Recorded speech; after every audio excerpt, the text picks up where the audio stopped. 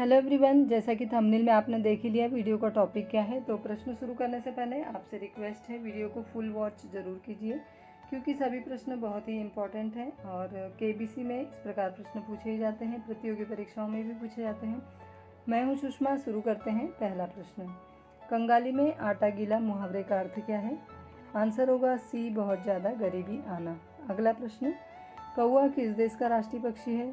Answer होगा सी, भूटान। भूटान देश का राष्ट्रीय पक्षी कौवा है। इसे वहाँ पर रेवन भी कहा जाता है। अगला प्रश्न, माई लाइफ इन डिज़ाइन पुस्तक की लेखिका कौन है? आंसर होगा सी, गौरी खान। गौरी खान जो कि फिल्म इंडस्ट्री की जानी मानी हस्ती है, वे माई लाइफ इन डिज़ाइन पुस्तक की लेखिका हैं। उन्होंने कहा कि यह पुस्तक बहुत ही आकर्षक होगी और डिज़ाइनर बनने के इच्छुक व्यक्तियों को यह मार्गदर्शन प्रदान करेगी। गौरी खान उनकी स्वयं की कंपनी GKD की मालकिन भी है। अगला प्रश्न, निमोनिया रोग शरीर के किस अंग को प्रभावित करता है? आंसर होगा सी, फेफड़े। निमोनिया रोग हमारे शरीर के फेफड़ों को बहुत बुरा प्रभावित करता है और ये किसी वायरस के संक्रमण से होता है। इस संक्रमण से संक्रमित व्यक्ति के फेफड़ों में सूजन आ जाती है, मवाद भर जाता है, जिससे कि खांसी, बुखार, ठंड लगना, सांस लेने में दिक्कत उत्पन्न हो जाती है। पिछले 6 महीने से पूरे विश्व में एक वायरस ने कोहराम मचा रखा है। उसका असर भी मनुष्य के फेफड़ों पर ही पड़ा है, जिससे कि लाखों लोगों की मौत हो चुकी है। अगला प्रश्न देखते हैं।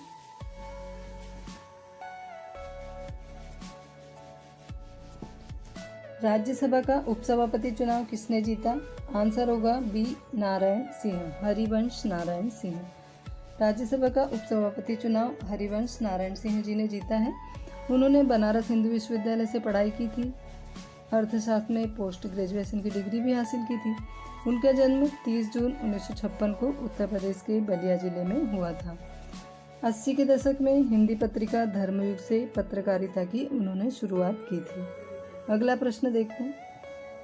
IPL 2020 में खेलने वाला पहला अमेरिकी खिलाड़ी कौन होगा? बहुत ही इंपॉर्टेंट प्रश्न है।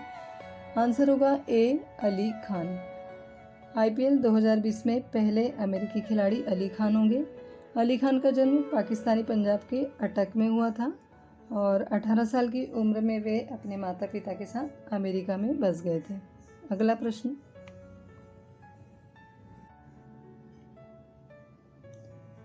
विश्व बैंक का कार्यकारी निदेशक किसे बनाया गया है?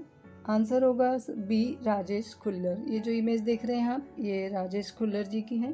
कभी कभी इमेज दिखाकर भी प्रश्न पूछे जाते हैं। तो विश्व बैंक का कार्यकारी निदेशक राजेश खुल्लर जी को बनाया है।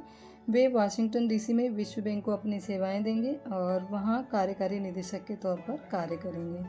उनकी ये नियुक्ति 3 साल के लिए की गई है। वे भारत, बांग्लादेश, श्रीलंका, भूटान से संबंधित मामलों का प्रतिनिधित्व करेंगे।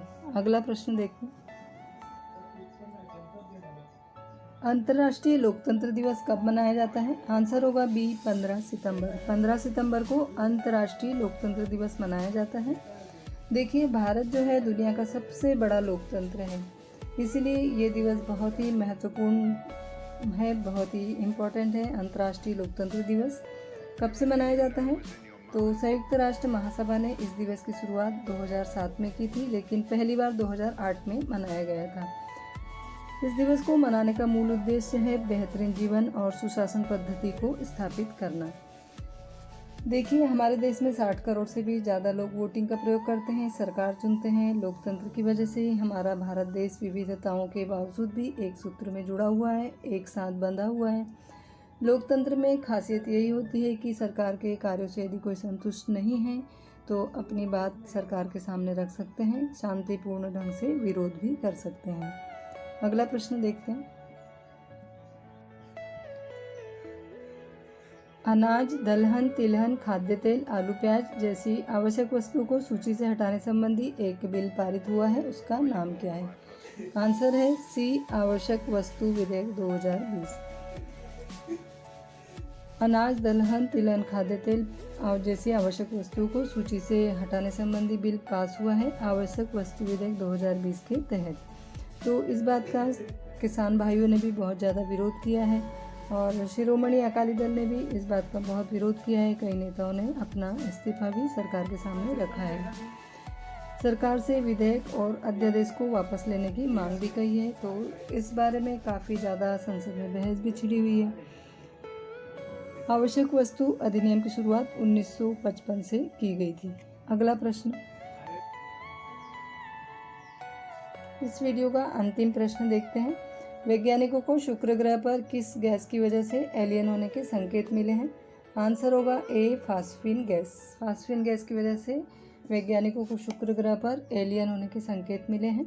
आपको बता दूं, अंतरिक्ष में ये बहुत बड़ी खोज के रूप में इसे माना जा रहा है। नासा के प्रमुख, उन्होंने पृथ्वी से बाहर जीवन की तलाश में अब तक का ये महत्वपूर्ण खोज इसे करार दिया है।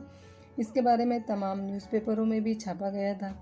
हालांकि वैज्ञानिकों ने जीवन के वास्तविक रूप को अभी तक ढूंढा नहीं है कि क्या वो माइक्रोबैक्टीरिया है, क्या वो जीव है, अभी तक ये पता लगाया नहीं गया है। लेकिन फास्फीन की वजह से एलियन की संभावना बताई जा रही है कि यहाँ पर फास्फीन गैस की वजह से एलियन हो सकते हैं।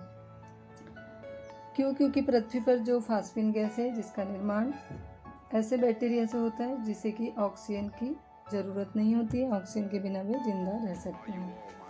फास्फीन गैस क्या है, इसके बारे में थोड़ा जानते हैं। यह एक रंगहीन गैस होती है। इसमें सड़ी हुई मछली की समान बू आती है। यह बहुत ही अधिक विषैली गैस होती है। इसका उपयोग फौजी ऑपरेशन के तहत किया जाता है। जैसे कहीं पर सिग्नल देने की ज़रूरत होती है तो इस गैस का उपयोग किया जाता है, क्योंकि यह हवा के संपर्क में आने से बहुत तेज़ी से जलने लगती है। आई होप इस वीडियो की जानकारी आपको अच्छी लगी होगी। प्लीज़ लाइक ज़रूर कीजिए, शेयर भी कीजिए, चैनल सब्सक्राइब ज़रूर कर लीजिए, साथ ही बेल आइकन ज़रूर प्रेस कीजिए। All the best KBC contestant. Thank you so much.